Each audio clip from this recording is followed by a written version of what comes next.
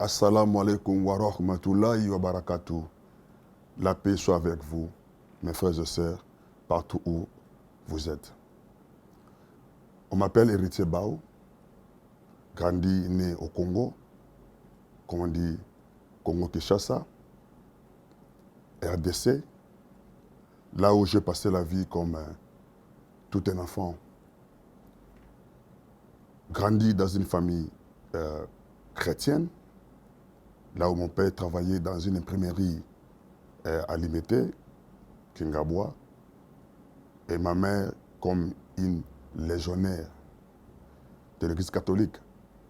Donc quand on est grandi dans une famille chrétienne catholique, dans notre quartier, il y avait un viola musulman, un viola qu'on appelait Yamala. Les vieux m'avaient encadré parce que j'avais une belle voix. Donc avant qu'il prie, il m'appelait pour chanter, comme les musulmans chantent avant de prier. Allah soit là, Allah soit là, Allah soit là. Et il m'a appris comment à faire l'ablution, c'est-à-dire laver mes pieds, mes mains, avant de prier, comme les musulmans font. Donc chaque jour, on était ensemble avec ces vieux-là musulmans. Il m'a initié à prier comme les musulmans. J'étais encore enfant. Et après quelques années, le vieux a disparu. Donc, moi, c'est comme venant dans une famille chrétienne, j'ai continué ma vie avec ma famille. J'ai grandi comme toute jeune au Congo, à l'église catholique. J'étais qu'ici honorité, j'étais dans les chorales. Et puis j'ai grandi comme un vrai chrétien, venant de la famille chrétienne. Et vous savez, au Congo, il y avait les vagues là des églises pentecôtistes, comme on dit, des nouvelles églises. Et j'ai embrassé les églises, j'ai devenu comme un évangéliste dans les églises là. Parce que j'ai quitté d'abord l'église catholique, j'ai embrassé les églises nouveaux. Et puis, après un temps, je suis devenu un évangéliste. Je prêchais partout, dans des deuils. Je parlais même dans des bis, au marché, je prêchais l'évangile de Jésus-Christ comme Sauveur et Seigneur. J'ai tout fait, des jeûnes et prières. J'étais convaincu que les chrétiens, ils sont dans des bonnes voies. J'ai tout fait comme un bon évangéliste.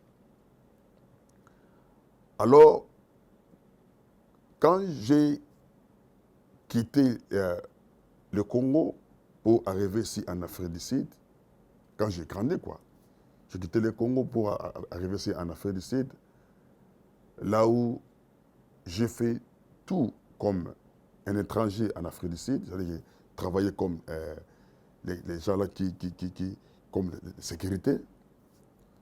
Et puis, il y avait un moment donné, j'ai pu garder mon argent, j'ai trouvé un ami indien qui m'a beaucoup aidé. Et puis, je suis devenu un homme d'affaires. Je ne vais pas aller vraiment dans les détails, comment j'ai pu gagner l'argent, mais à un moment donné, j'étais vraiment très fort.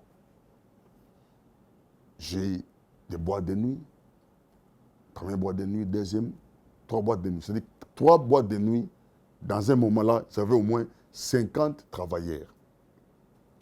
Et je fais tout. Tu vois, quand vous avez les affaires comme les boîtes de nuit, c'est de la folie. J'avais des femmes, les drogues étaient aussi là. Donc la vie était belle, comme on dit. L'argent, au moins 50 travailleurs. Et puis, il y avait un temps où je voulais acheter une autre business. Et puis, j'ai un peu gaspillé au moins 3 millions de rendes. Ça veut dire que ça, c'est beaucoup d'argent. 3 millions de rendes à un ami indien qui m'a escroqué. Il m'a escroqué, j'ai tout perdu. Et vous voyez quand on était au-dessus de tout le monde, mais quand ça ne marche pas, la vie est devenue trop dure. C'était vraiment trop dur. J'ai pu avoir, comment dire, AVC, c'est-à-dire les maux de tête. J'étais trop malade. Je risquais même d'être paralysé. Et j'ai appelé, il y avait un là que j'ai appelé l'ambulance, ils sont venus. Et le docteur m'a dit que si tu n'étais pas venu ici au temps, tu allais être paralysé. Ils m'ont donné les médicaments. Je suis rentré à la maison. Là où j'avais tout perdu, j'avais absolument rien. Je suis allé voir un ami là, somalien, qui avait son boutique, qui vendait les choses à manger. J'avais seulement 13 rendes. Et je voulais acheter du poulet. Au moins, les poulets que j'allais acheter n'étaient pas là. Ça a tout terminé. Il me dit non, il a des sardines à 25 rendes. J'avais absolument rien, seulement 13 rendes. Mais les gars là, musulmans, du Somalie, il me dit que non, mon frère, si tu n'as pas l'argent, prends ça gratuit. Je dis, c'est vrai, gratuit. Il m'a donné les sardines, les macaronis gratuits. Et après quelques jours, il a vu mes conditions parce que des fois, j'allais là-bas pour acheter des farines. Il me connaissait auparavant. Mais quand il m'a vu que ma situation, ça ne marchait pas, il me dit, mon frère, pourquoi pas devenir musulman? J'ai dit, moi, musulman, je ne peux pas être musulman. Parce que venez d'une famille chrétienne, vous voyez, on n'est pas les musulmans. L'islam, c'est contre les chrétiens. Parce qu'ils ne pensent pas à Jésus. Comment moi je vais devenir musulman? J'ai dit non, mon frère, ça ne peut pas arriver. Mais les gars là ont insisté. Il m'a dit que non, les musulmans, ils croient à Jésus-Christ, paix à son âme. On me dit, peace upon him. Ils croient en Jésus-Christ. Je dis, c'est vrai, vous croyez en Jésus-Christ? Il me dit, oui. Nous les musulmans, tu ne peux pas être un bon musulman si tu ne crois pas à Jésus-Christ. C'est intéressant. Parce que ce qu'on connaît, les musulmans sont antichrist. Ils ne veulent jamais tendre parler de Jésus-Christ. Il m'a montré que non, Jésus-Christ n'est pas vraiment... Parce que nous, chrétiens, nous croyons que non, Jésus-Christ est Dieu. Et ils m'ont montré que non, d'abord, ils croient à Jésus-Christ, mais pas comme nous croyons. Nous, les chrétiens, croyons que non, il est Dieu. Il croit. Et il aime beaucoup Jésus, mais pas comme un Dieu. Ils m'ont montré dans le courant que même le nom de Jésus-Christ est mentionné dans le livre saint de courant. Ça m'a surpris parce que comme tout chrétien, on voit les musulmans comme des ennemis. Ça m'a touché. J'ai pu voir les livres musulmans, le Coran, que le nom de Jésus-Christ est mentionné, voire même 25 fois.